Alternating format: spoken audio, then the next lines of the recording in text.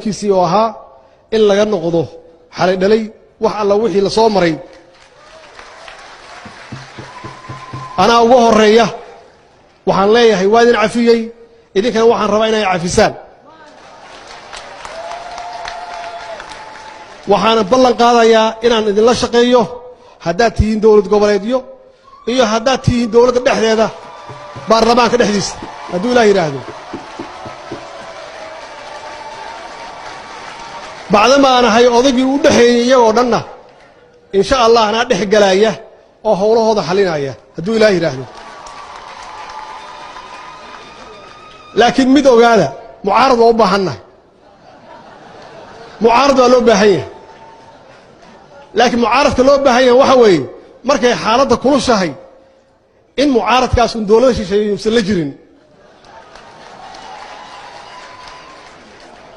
wax kasta ay tahay inuu dawladdiisa ag taagan yahay mucaaradku waa kaas oo ah ka wax dhisaayo weeye ma aha kan dawladdiisa duminaya ma aha marka waa iga ballan insha allah hadduu ilaah yidhaahdo inaan wada shaqayno maxaan ku idhaahdaa inaan dhisno institutionskeenna in aan ummaddeenna u shaqayno oo aynan mar dambe aynan qalbi jabin shacabkeenna